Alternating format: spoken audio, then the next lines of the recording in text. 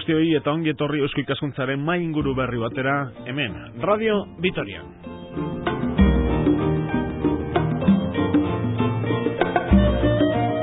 Muy buenas noches y bienvenidos a una nueva tertulia de Sociedad de Estudios Vascos Eusko Ikaskuntza en Radio Vitoria. Hoy con este tema entre las manos, sobre la mesa de este estudio de Radio Vitoria, el banco de ADN.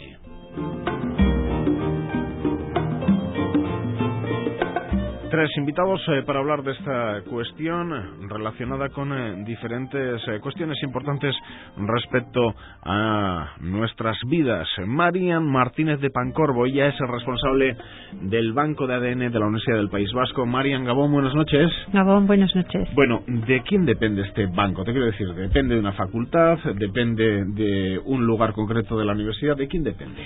El Banco de ADN depende de la Universidad del País Vasco. Es un servicio general de investigación que ha sido creado para aportar una serie de muestras y una serie de trabajos de investigación para la sociedad y para distintos equipos. Pero cuando me decías a micrófono cerrado que también está por medio los servicios generales de investigación, ¿qué son los servicios generales de investigación? Pues los servicios generales de investigación es precisamente, como dice el nombre, un servicio de investigación. Lo que se hace en ellos es hacer investigación a medida para diferentes grupos de investigación de la Universidad del País Vasco, para otros grupos de investigación ajenos a la Universidad del País Vasco, y tienen una proyección, por tanto, social también. Y en ese contexto está el Banco de ADN como Servicio General de Investigación. Por lo tanto, digamos, para entendernos, esos servicios generales de investigación funcionan como un departamento, digamos, de la universidad. Es como si fuera un departamento, pero en lugar de ser un departamento docente para impartir unas determinadas asignaturas, pues su función es trabajar en investigación. Seguimos con las presentaciones. Sergio Cardoso, investigador del Banco de ADN. Sergio, Gabón, buenas noches. Buenas noches, Gabón. ¿Qué hace un investigador del Banco de ADN? Principalmente sacar adelante todos los proyectos que desarrollamos en el laboratorio. Bien proyectos directamente relacionados con la función del banco de ADN como tal, así como los servicios que realizamos que quizás no estén tan relacionados de forma directa con lo que implica el ser un banco de ADN y dedicarnos a almacenar, crear colecciones de muestras de ADN, etcétera, etcétera. Pero si me preguntaras, ¿qué hace un periodista? Yo te diría, contar historias. Es verdad que son historias relacionadas con la actualidad, con lo que ha ocurrido hoy, pero básicamente contar historias. Lo que ha ocurrido hoy en Álava, nosotros lo contamos. ¿Qué hace un investigador de ADN? Y así bajamos a la tierra, ¿no? Pues, por ejemplo, uno de los proyectos más importantes que tenemos como banco de ADN es la creación de colecciones de ADN que poder poner a disposición de otros grupos de investigación. Dentro de este proyecto, digamos, nos enmarcamos dentro de lo que es el Banco Nacional de ADN como nodo de neuropsiquiátricas. Entonces, dentro de ese aspecto, digamos, del aspecto como banco de ADN de nuestro servicio, nuestra función es recolectar muestras de ADN, por ejemplo, en este caso, como me refería, de enfermedades neurodegenerativas, que luego puedan estar a disposición de otros grupos de investigación para facilitar su trabajo. Es decir, en lugar de que esos grupos de investigación tengan que realizar un esfuerzo ímprobo para recolectar, por ejemplo, las muestras que ellos necesiten para llevar a cabo una investigación, nosotros llevamos a cabo ese trabajo y se las proporcionamos de alguna forma.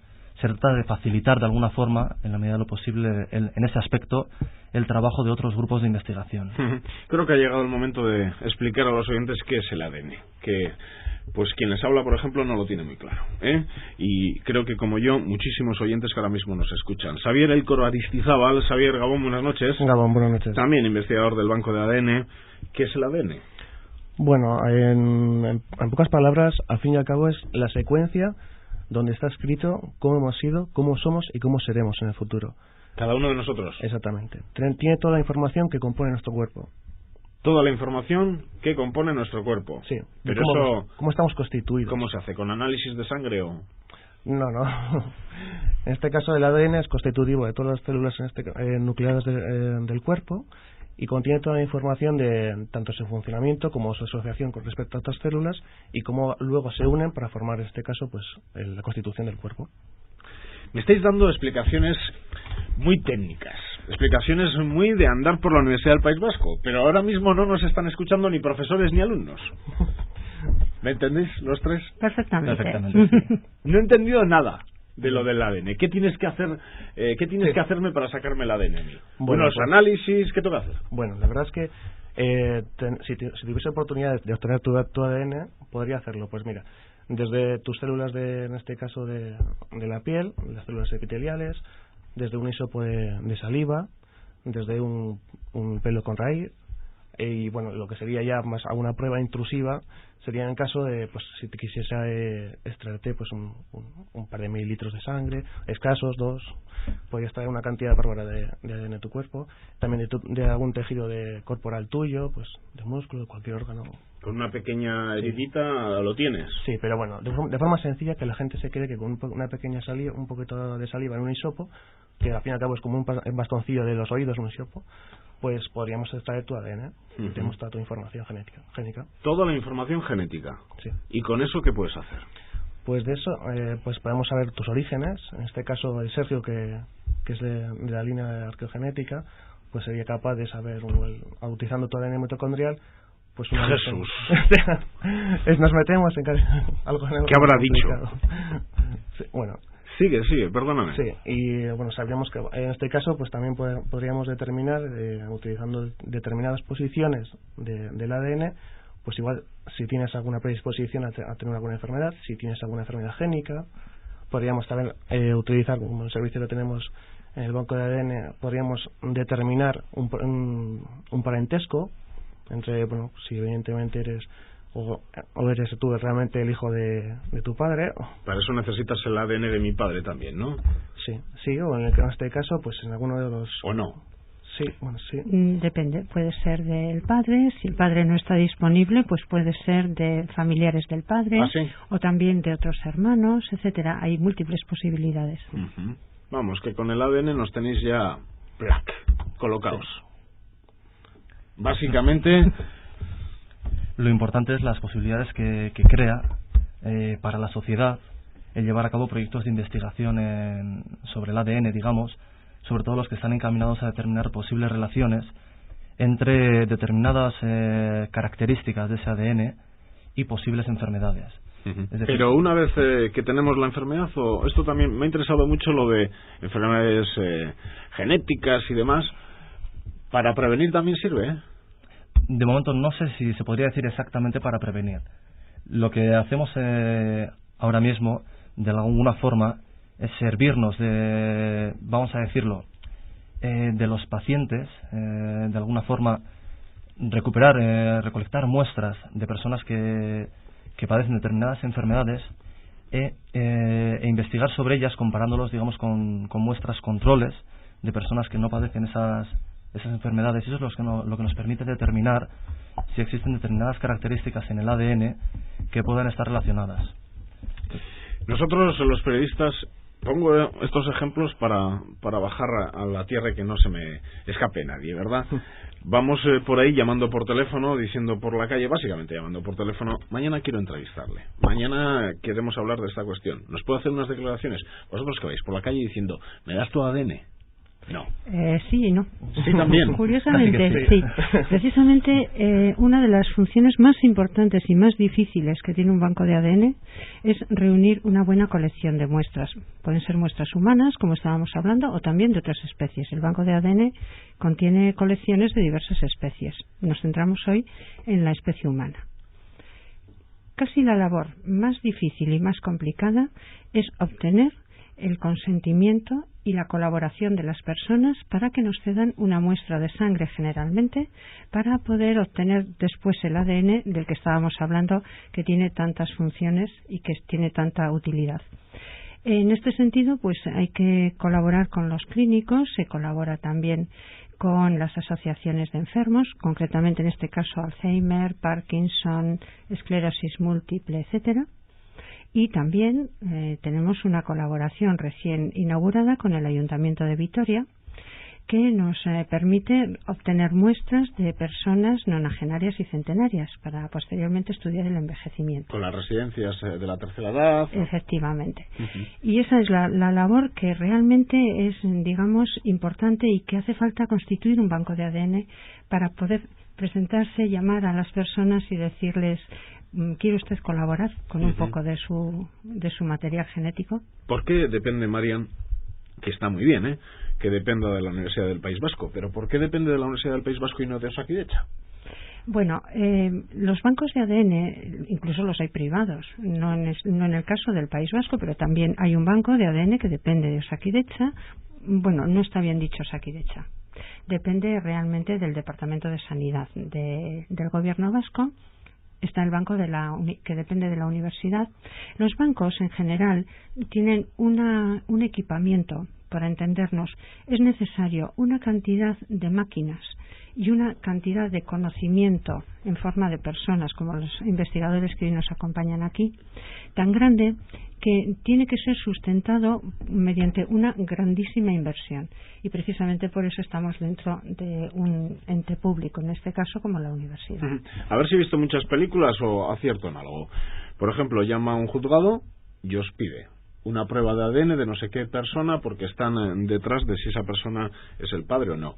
O llama a la policía pidiendo un ADN de un asesinado o incluso de un presunto asesino en otros casos. ¿Vamos bien? Pueden pedir una prueba. Pueden convocarnos a esa prueba como peritos.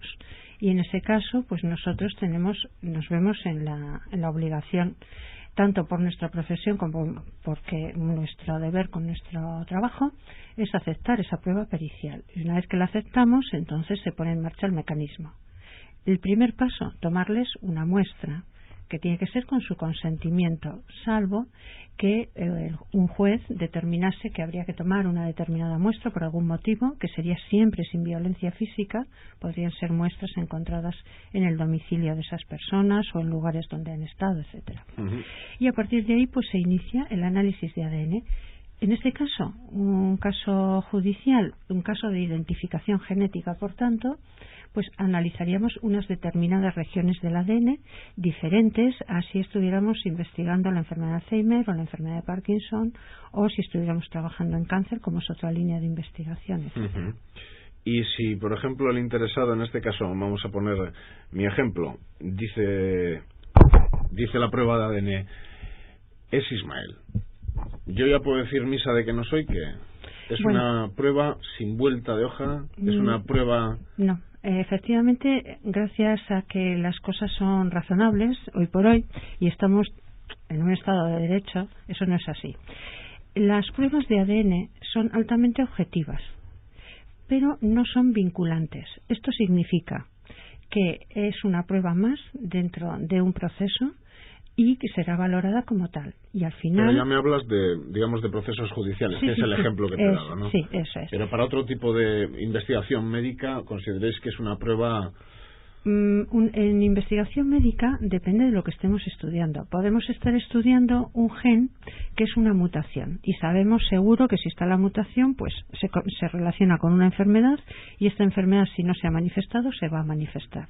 Hay otras enfermedades que puede estar el gen y hay un elevado riesgo de que se manifieste la enfermedad, pero no necesario. Y hay otros que son de susceptibilidad, es decir, está el gen no significa que se vaya a manifestar la enfermedad, igual nunca se manifestará e incluso el riesgo de desarrollarla es pequeña. Todo depende del tipo de enfermedad de que estemos hablando. Nosotros en la radio, por ejemplo, trabajamos entre micrófonos, ordenadores, escribimos en el ordenador para luego hablar ante el micrófono, sacamos lo que llamamos cortes de voz de las grabaciones que traemos de la calle o de cualquier otro lugar para ilustrar las noticias que contamos. ¿Cuál es el ámbito, cuál es el aparataje que maneja, en este caso Xavier, un investigador de ADN? ¿A ti qué te rodean? ¿Tubos, una bata blanca y un humo que sale, vamos, lo de las películas? ¿O lo de, en este caso, los dibujos animados o no? No, el aparataje es serio. Es un aparataje altamente tecnológico. La universidad ha realizado una inversión importante para dotar, en este caso, el banco de ADN con una importante, en este caso, aparataje robotizado. Tenemos un robot, nos permite manejar muestras, manteniendo absolutamente la trazabilidad de las muestras, evitando... No las tocáis. Exactamente. Hay una pequeña parte en el procesamiento en el que las tocamos, pero está seguido con otra tecnología que evita que perdamos las muestras, que las crucemos. Tenemos Eso en este sería caso, un problema, sí. Evidentemente. Entonces, con un aparataje robotizado lo que hacemos es evitar todo este tipo de dudas. Tenemos, pues aparatos increíbles, como puede también ser un secuenciador. Lo que nos dice es en cada posición del ADN cuál es esa secuencia que hablábamos antes, las bases, cómo está escrito ese código. Tenemos es como un código de barras. Exactamente. Bueno, sí, no. Lo único es que es un código de letras, ¿no? En este caso. También tenemos otros aparatajes también en este caso tan avanzados como es un DHPLC, que nos permite obtener, pues en este caso, si queremos saber si hay en una determinada posición del ADN pues algún polimorfismo, alguna variación, perdona si hago alguna pequeña variación de bases, pues nos podría... Tú piensas que estás delante de un niño, pero de un niño, vamos, sí, pues... no, ni siquiera un adolescente, que estás delante de un niño, porque yo en este tema no llego ni a adolescente, vamos. Estáis en la Facultad de Farmacia. Sí. Y me imagino que en un futuro estaréis en ese edificio que vemos que se está levantando. En ese sentido, ¿por qué en la Facultad de Farmacia? Porque tú, ¿qué estudiaste? Bueno, yo soy biólogo y también soy bioquímico. En la Facultad de Farmacia la verdad es que yo seguía un poco los pasos de Marian, fue profesora mía, y bueno, me puse en contacto con ella para seguir, para iniciarme en este mundo de la investigación. Entonces, bueno, ya yo, donde estaba Marian, pues fui yo. ¿Y en tu caso, Sergio? Más o menos podríamos decir que lo mismo. Parecido. Sí, yo igualmente, al igual que Xavi, fui alumno de Marian y bueno, yo creo que cuando estás en la carrera, ¿no? Es un poco cuando decides cuáles son los pasos que vas a seguir, hacia dónde vas a encaminar tu vida laboral, vamos a decir, y por ese mismo motivo, al igual que Xavier, una vez terminada la carrera, pues me puse en contacto con Marian para poder trabajar con ella y... Os pego un regate. Dicen que los investigadores en el Estado español y los investigadores en Euskadi están muy bien pagados. Bien, contesta Xavier igual. No es exacto del todo. Vamos, que no. El mundo de la investigación es un mundo muy complicado y todo el mundo sabe, sobre todo la gente que trabaja en él, que es muy sacrificado en el sentido de que sabes que durante muchos años vas a tener que recurrir a becas. ¿Pero a ti quién te contrata? ¿O no hay contrato? ¿O eres una persona que está becada? Claro, tienes o becas de la propia universidad, becas del gobierno vasco, tienes que andar recurriendo a diferentes becas, o en otros casos puedes tener contratos de la universidad, sí. Hay diferentes artimañas para sobrevivir los diferentes... Sobrevivir, tú lo has dicho. Esos años en los que eres crítico, o sea, en los que en este caso todavía no accedes a una plaza en la universidad o en un centro de investigación ya establecido. Es que lo que me llama la atención de todo esto es estas personas tienen una responsabilidad. Mira, María, ¿tienen una responsabilidad? Tienen una responsabilidad enorme. Y sin embargo tienen un sueldo... Tienen una dedicación enorme. Iba a decir una barbaridad. Tienen un sueldo muy pequeño, y lo que es más grave todavía es eso, no tienen sensación de continuidad. Es decir, se lucha... Precariedad absoluta. Precariedad, eso es. Es que el problema es muy grave porque formar un buen investigador lleva muchos años. Ellos están formados prácticamente. Pero en este momento nunca sabemos si dentro de 2 años o 3 años van a poder continuar. Por tanto, es como si dijéramos que personas formadas con una preparación de lujo puede ser que no puedan continuar. Y no tienen proyecto de vida, digamos, serio, porque a estas personas les tienes que decir, no, tranquilo, serás padre a los 40. Bueno, es que, a ver, ya hay temas que no se pueden ni tocar, ya no sabemos lo que va a pasar, pero siempre trabajamos con la esperanza de que esa dedicación y ese esfuerzo enorme sea recompensado de una manera normal, es decir, teniendo un trabajo. Es que todavía nos falta un concepto importante. La investigación es una vocación, pero a la vez es una profesión muy seria. Y eso es lo que nos está teniendo en cuenta. Pero, Marian, estamos escuchando a nuestros políticos que ahora sí que se han tomado en serio esto de la investigación. Relativamente. Es decir, todavía son declaraciones todos de queremos principios. que sea así, sí. Pero todos son declaraciones de principios. Está muy bien. Más sí. Sí, pero el I más D más I se sustenta en recursos humanos. Y esos recursos humanos todavía es lo que no está bien afianzado. Se están haciendo esfuerzos, es verdad. Está cambiando. Pero claro, esto es un proyecto de vida. Por tanto, no podemos esperar 30 años a que cambie. Las cosas tienen que cambiar más rápido que lo que cambian. ¿Cuándo puede cambiar la vida de estas personas? Con mucho tiempo, mucha paciencia, pero tal y como está montado el sistema ahora mismo, ¿a qué edad tienen que esperar a tener un sueldo en condiciones? Eso es lo grave, no sabemos. No sabemos. No hay, se puede decir, va a salir una plaza. El objetivo que puedes tener es intentar sacar una plaza en otra cosa que no sea la investigación, dentro de la universidad. Tampoco, porque las plazas dentro de la universidad en su mayoría son o administrativas o hay algunas de investigación, pero las de investigación son muy pocas. No, me refería a poder sacar una plaza de profesor, o sea, dirigirte a otro lado. No, dificilísimo. Entonces, ¿qué es lo que estamos intentando? Pues a base algo que depende directamente de nuestro trabajo, y es tratar de trabajar muy bien para tener buenos proyectos de investigación que lleven asociados contratos durante 3, 4, 5 años. Pero claro, nunca podemos ir más allá. ¿Con instituciones públicas o con entidades privadas? Generalmente son instituciones públicas. En estos momentos empieza, por ejemplo, la Caja Vital está siendo un apoyo importante. En este momento para nosotros nos da también financiación para proyectos, y cuando hablamos de proyectos siempre hablamos del investigador y hablamos después del coste de la investigación. Pero claro, es el investigador el que la va a hacer. Pero de todas formas estamos diciendo que, claro, contratar a las personas es en unas condiciones aceptables. Si nadie pide grandes sueldos, ya sabemos que la investigación no es para enriquecerse, nadie lo pretende, pero sí unas condiciones de vida, digamos, aceptables, pues es un tantísimo dinero que los proyectos siempre se quedan cortos. Siempre hay que compensar unos con otros. Sí, que por lo menos tengan un sueldo pues que se pueda equiparar a lo que puede ganar una persona formada en formación profesional. Pues por ejemplo no se llegan a esos niveles de salario. Pues depende. En la industria, si es en la empresa privada,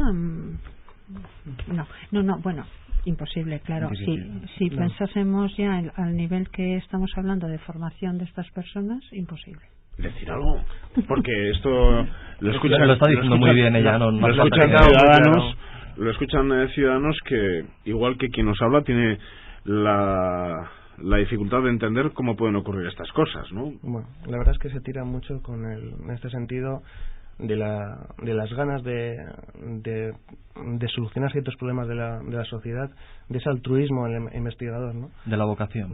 Sí, exactamente, la vocación. La ilusión que tienes por hacer algo por un tercero.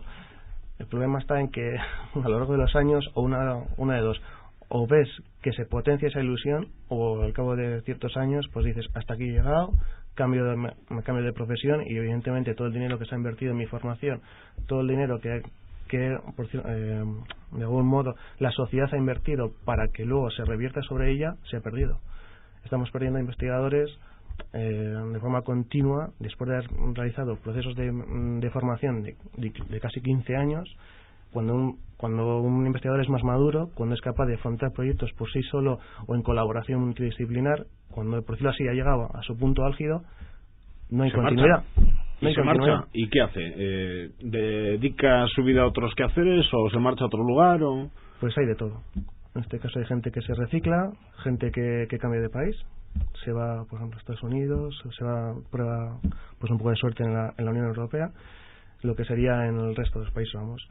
Y que ahí se les trata bastante mejor que aquí, porque por lo menos tienen, no solo a sueldos, me refiero, ya hasta reconocimiento social, porque hoy por hoy, si dices investigador, toda la gente te asocia como que es un detective de... Sí, alguien que se presenta a concursos Sí, o cosas así, o sea, hay un reconocimiento social claro y... Sí, uno de estos que de vez en cuando saca pues cualquier medio de comunicación, algún loco de estos que dice que ha inventado el pastor de no sé qué, ¿no? El pastor eléctrico, que funciona así, de esta manera, ¿no? esa imagen tenemos, porque es que aquí, hasta hace unos años, en esto, Marian, desde luego tú sabes muchísimo más que quien te habla, pero la sensación que uno tiene es que aquí hasta hace bien poco no se investigaba. Claro, y esa sensación es precisamente lo que ahora sigue estando. Es decir, decir que la investigación es una profesión tiene un método como cualquier otra profesión, pues como ejercer la abogacía, ejercer la medicina, tiene unas pautas y unas características. La investigación es exactamente igual. Eso todavía no ha llegado. Todavía pensamos que el investigador es ese individuo extraño metido en su laboratorio, que bueno, está desconectado de la sociedad, etcétera. Y es más, los investigadores de antaño, los que hemos conocido de esos reportajes y demás, son personas que tienen su vida profesional y que luego en su tiempo de ocio pues se dedican a investigar, ¿no? Exactamente. Pero es que esto no es lo que estamos hablando. Exactamente, eso ya no puede seguir. Otra de los conceptos por los cuales no hay investigadores es porque la investigación se asociaba a las universidades. Pero claro, en la universidad la imagen es la del profesor, es el docente, no es el investigador. Entonces la investigación es algo que si se quería se hacía y si no, no se hacía. Volvemos a la vocación. Claro, así es muy difícil que esto funcione. ¿Qué ocurre? La investigación ahora cada vez es más compleja, cada vez es más difícil y hace falta personas totalmente dedicadas.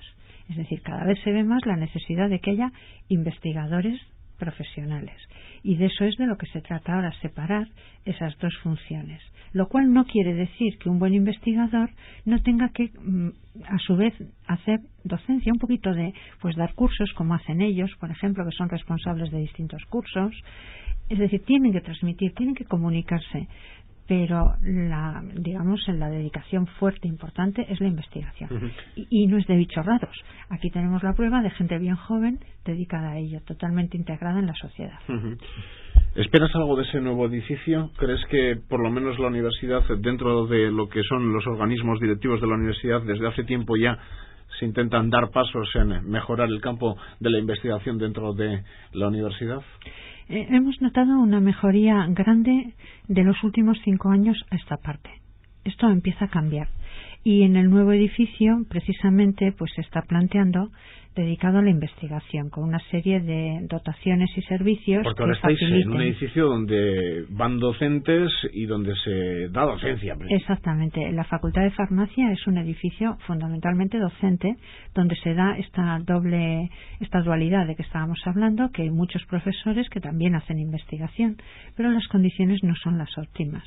En el nuevo edificio de I+D es donde realmente se va a dedicar fundamentalmente a la investigación. Y otra cosa muy importante también, a transmitir esta investigación. Es decir, esta investigación que se hace con medios que la sociedad proporciona, que se hace también tratando de resolver problemas que la sociedad plantea, pues que revierta a ella y que se entere también la sociedad de qué es lo que estamos haciendo con los medios que nos está dando. Uh-huh. En recta final de tertulia vamos a intentar volver al ADN y aclarar básicamente para qué campos está sirviendo el ADN. Hemos solo citado algunos y por lo tanto, pues como no son ni uno, ni dos, ni tres, si te parece, Sergio, empezamos con uno. Te doy, pues yo por ejemplo sé uno, pero no tienes por qué coger ese porque igual no es el que más dominas.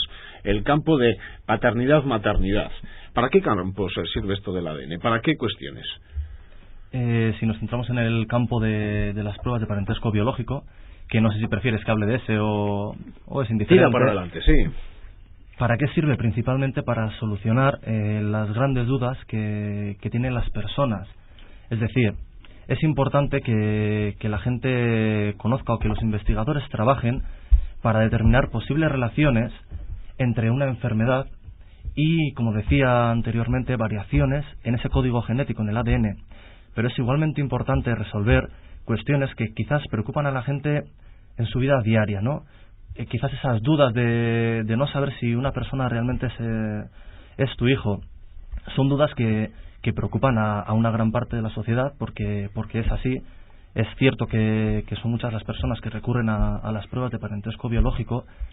Y para nosotros, el poder resolver ese tipo de dudas que preocupan de esa forma a la sociedad es una satisfacción, claro. Uh-huh. El poder ver... Porque vosotros, Siendo bruto, ¿eh? Sí. En lo que habéis comentado a lo largo de estos minutos sobre enfermedades y bancos de ADN y demás, con el tiempo vais a ser los que vais a dar con una vacuna contra el SIDA o con una vacuna contra el temible y fatídico cáncer en muchos casos. Yo diría que no es exactamente ese nuestro trabajo. Nosotros proporcionaríamos en todo caso la información que obtuviésemos de nuestras investigaciones, y en todo caso deberían llevarse a cabo otras investigaciones que en base a nuestros resultados podrían o no desarrollar ese tipo de vacunas. Pero con el ADN sí que es cierto que se intenta estudiar el Alzheimer, se intenta estudiar el cáncer. Y es evidente, yo creo, que de un tiempo, de esta parte a unos años, no podríamos decir cuánto, pero sí que es cierto que se van a ver unas mejoras porque se están implementando los medios tecnológicos. Cada vez hay una mayor facilidad, me reitero, tecnológica en cuanto a la investigación, mayor facilidad quizás en cuanto a, sobre todo para los grupos de investigación con bancos de ADN como el nuestro, de consecución de las muestras que les permiten avanzar más rápido en la investigación. Todo ello va a hacer que la investigación quizá crezca de un modo exponencial, y a la larga eso va a revertir en mayores resultados. Pero no todas las enfermedades aparecen en el ADN, ¿o sí? Bueno, el ADN, a ver, siempre se dice, las enfermedades pueden ser hereditarias, es decir, las tiene la familia y se pueden heredar. ¿Genéticas? ADN, entonces, ADN clarísimamente. También pueden ser otro tipo de enfermedades en las cuales influye la combinación de genes que tenemos, nuestro ADN, influye también el ambiente en el que estamos, nuestro medio de vida, etcétera, es decir, lo que se llama el genoma y el ambiente. Pero a medida que avanzamos en el conocimiento se ve que la influencia del genoma es cada vez más pesada, más grande. Por tanto, de ahí el gran esfuerzo en estudiar el genoma. Pero no solo para enfermedades, también se está viendo pues que puede ayudarnos a predecir la respuesta a un fármaco, responderemos o no a una determinada terapia. Estamos hablando de la medicina a la carta. La medicina a la carta basada en el genoma. Claro, ahora en este momento hacer los estudios de los genes pues cuesta un poquito todavía, pero como decía Sergio, como también apuntaba antes Javier, el desarrollo tecnológico es enorme. Ahora, en este momento, lo que era impensable, que costó años llegar a saber cómo era el genoma humano, ahora se puede hacer de cada persona por un precio un poquito alto todavía. Y hay un concurso que es a ver quién consigue reducir el coste del análisis del genoma, de tal manera que pudiéramos ir a un sitio con nuestro genoma en un CD-ROM y pues ahí se podría mirar, y dependiendo de la manifestación de la enfermedad que fuera y del tratamiento que se nos quiere dar, pues ya tener hecho ese análisis que se pudiera observar y poder decir, bueno, pues tirar por aquí o tirar por allí. Esa es una de las grandes ventajas que se cree, según dicen, en un plazo de unos entre 5 y 10 años que podremos tener. Y vemos con nuestro CD-ROM, con nuestro genoma. ¿Y estáis intentando entrar en ese campo, en el de abaratar el genoma? Pues sí, evidentemente, ahí estamos. No sabemos si vamos a poder competir porque la verdad es que es alta tecnología la que hace falta, pero bueno, nuestra universidad afortunadamente pues hace grandes esfuerzos. Capítulo de barbaridades o posibles barbaridades. El otro día me decía un ciudadano por la calle, no, hay enfermedades que no les conviene dar con la solución. Me lo decía un enfermo de psoriasis. No, esto de la psoriasis, ¿cómo no van a tener fórmula para curar la psoriasis? No les da la gana porque no es económicamente rentable. ¿Qué va? Esto es una leyenda urbana. Sí, todos los tratamientos, no estamos hablando de las cuestiones de rentabilidad, que eso igual es más una función de las empresas farmacéuticas en este momento, aunque se empieza a hablar también de las empresas biotecnológicas, que son las de análisis de ADN. Pero claro que interesa cualquier tratamiento, cualquier elemento que contribuya a la salud, pues va a ser positivo, va a tener un coste y va a tener, evidentemente, ese dinero se va a pagar. Por tanto, hay un desarrollo económico interesante. Lo que ocurre es que no es tan fácil, ojalá lo fuera. Bueno, pues hemos abordado de aquella manera, muy por encima para que la gente pique, nuestros oyentes piquen un poquito. Paternidad, maternidad, enfermedades, investigaciones judiciales. Xavier, ¿qué se nos está escapando? ¿Para qué otras cosas sirve el ADN? Bueno, la verdad es que entre Sergio y Mariana han abordado, yo creo que casi, en concreto, casi todos los campos de... Aquí tengo apuntado otro, análisis de alimentación.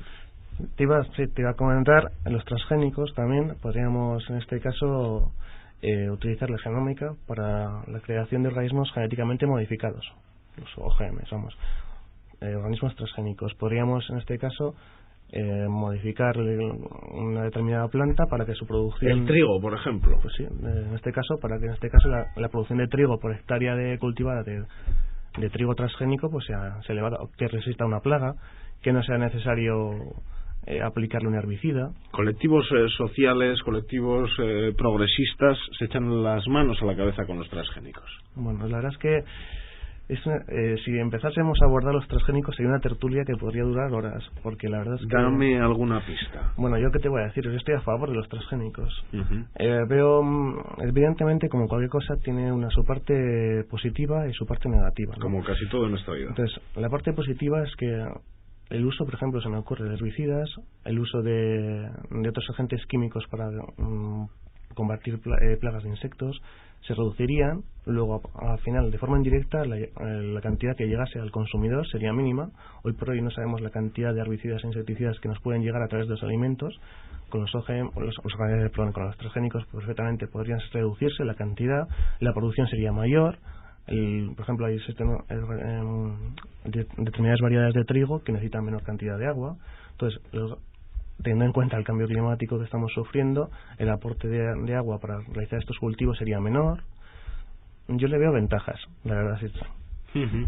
Las desventajas, pues igual en este caso, pues el control que tienen determinadas empresas, que son las que centralizan estos tipos de cultivos, de semillas. Pero bueno, yo creo que al final este tipo de cultivos tendrá que generalizarse para dar igual solución a los grandes problemas que tiene la humanidad en cuanto a la distribución de las riquezas y la distribución de alimentos de forma global, ¿no? Uh-huh. Y no sé si se nos olvida también cuevas y yacimientos. Esa es la línea de la arqueogenética.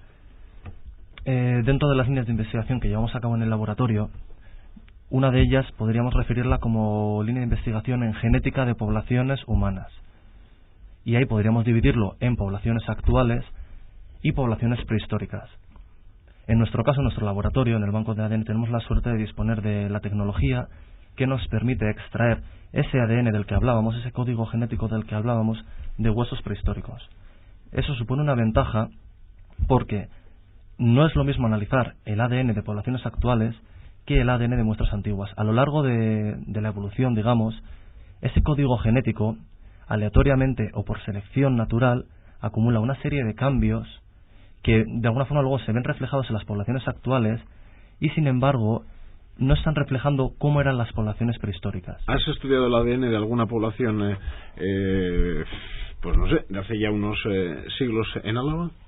En Álava sí, en concreto de la Rioja Alavesa, del yacimiento de las Yurdinas, en colaboración con el profesor Javier Fernández Eraso de la Facultad de Geografía e Historia. Uh-huh. ¿Dónde estaba este poblado o este lugar donde está en Rioja Alavesa? Se encuentra exactamente cómo explicarlo, cerca de La Guardia, digamos, para que nos entendamos, cerca de la zona de lo que sería Rioja Alavesa, muy cercano al pueblo de El Villar. Uh-huh. Digo El Villar y no estoy seguro de que ¿Y el objetivo de que la gente lo conozca.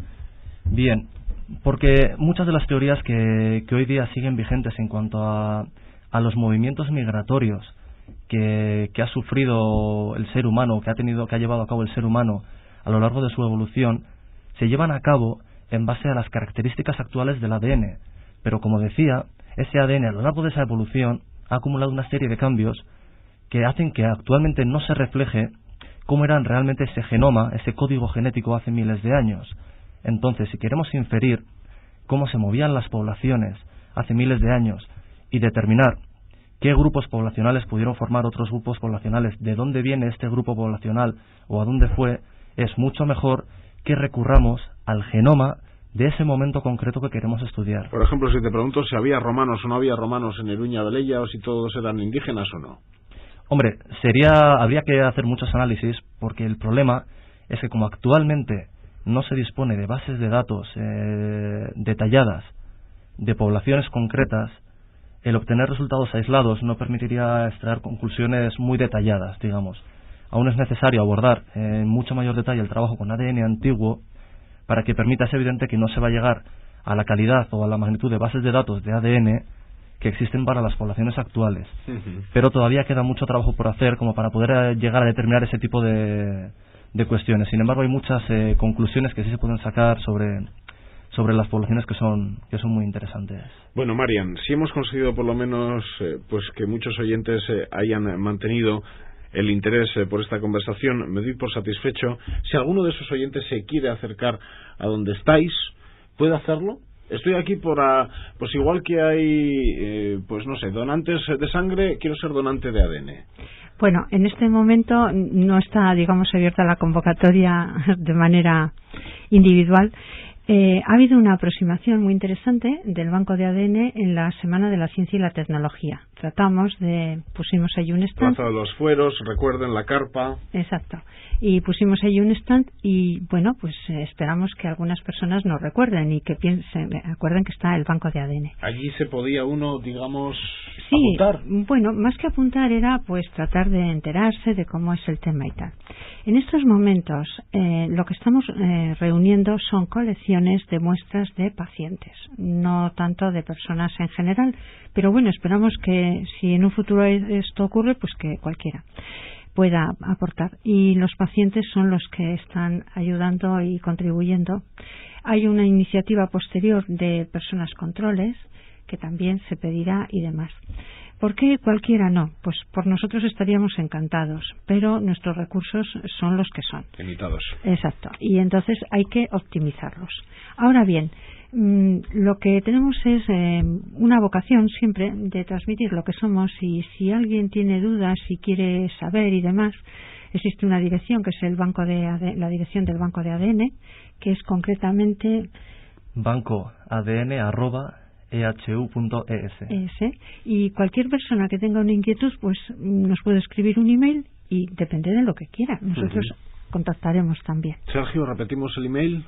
Sí, en minúscula, bancoadn@ehu.es. Perfecto. María Martínez de Pancorbo, responsable del Banco de ADN de la Universidad del País Vasco, Xavier Elcoro Aristizábal, investigador de este banco, Sergio Cardoso, también investigador del Banco de ADN. A los tres, muchas gracias. Gracias a ti. Y suerte. Muchas gracias. Zuei, entzule, badakizue, datorren asteburuan hemen egongo gara berriz, Radio Vitorian, Eusko Ikaskuntzaren mai inguru berri batean, batek daki, zeri buruz hitz egiten, baina ziur hemen gaudela. Ordura arte, aio, agur!